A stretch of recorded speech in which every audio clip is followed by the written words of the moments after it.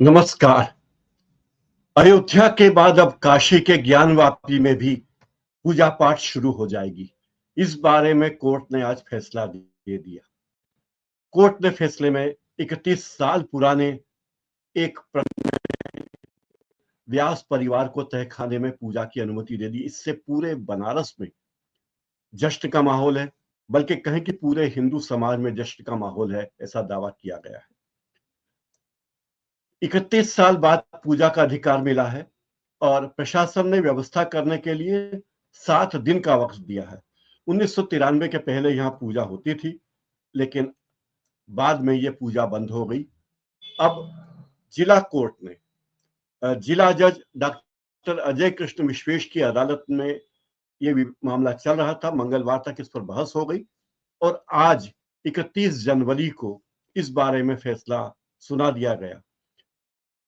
माननीय न्यायाधीश ने कहा है कि यहाँ व्यास परिवार का अधिकार है और उसे पूजा पाठ की इजाजत दी जाती है।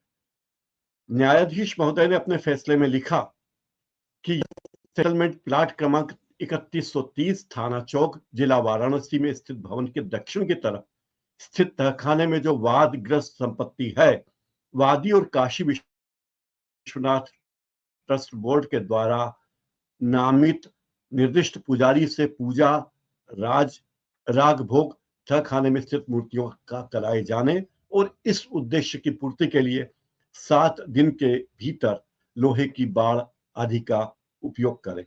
ये बात कही गई है माननीय न्यायालय द्वारा। यह है कोर्ट का फैसला, जिसमें कोर्ट ने अपने फैसले में ये बातें कही है। कोर्ट ने यह फैसला 4 महीनों में सुनाया।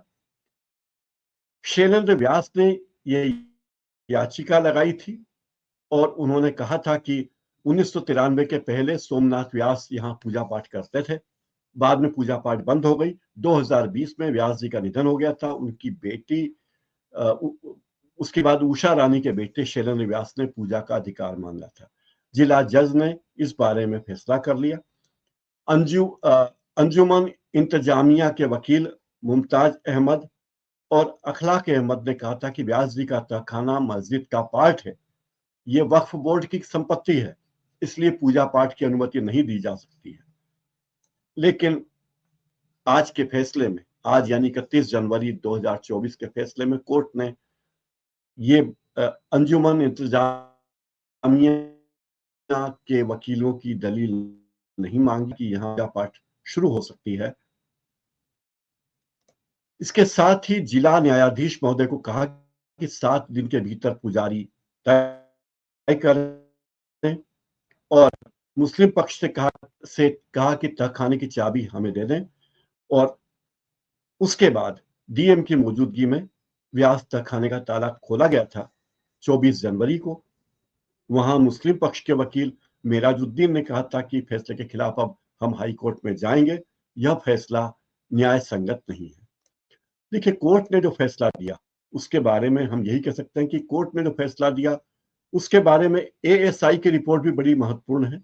एएसआई ने अपनी रिपोर्ट में कहा था, कोर्ट ने एएसआई को जिम्मे सौंपा कि वो बताए कि यहाँ क्या करना है। तो एएसआई ने जो रिपोर्ट लिखी उसमें बताया कि ज्ञानव्यापी में एक बड़ा हिंदू मंदिर था। 17वीं शताब्दी में जब औरंगजेब का शासन था, उस वक्त ज्ञानव्यापी स्ट्रक्चर को तोड़ा गया था, कुछ हिस्सों को मॉडिफाई किया और मूल रूप को प्लास्टर और चूने से छुपाया गया।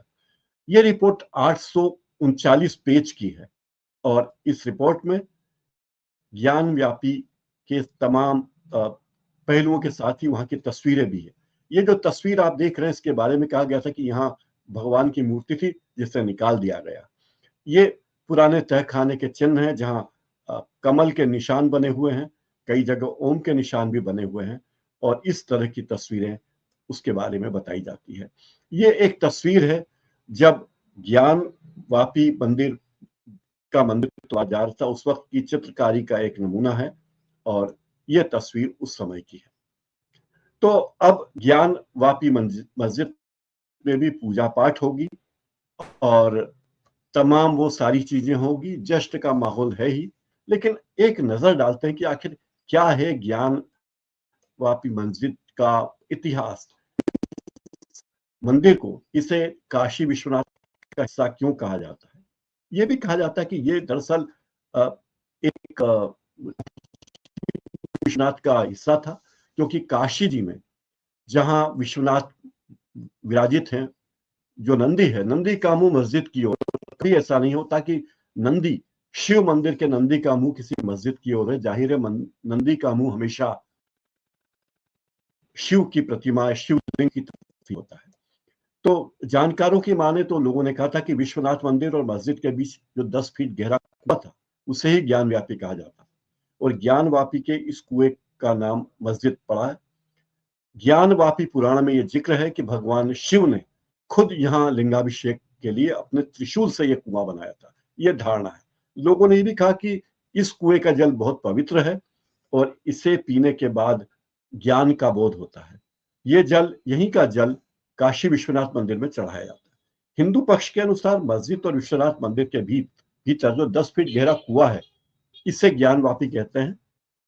स्कंद पुराण में ऐसा कहते हैं कि भगवान शिव ने इसका निर्माण किया था। ज्ञान वापी का मतलब इसके नाम में ही छुपा है।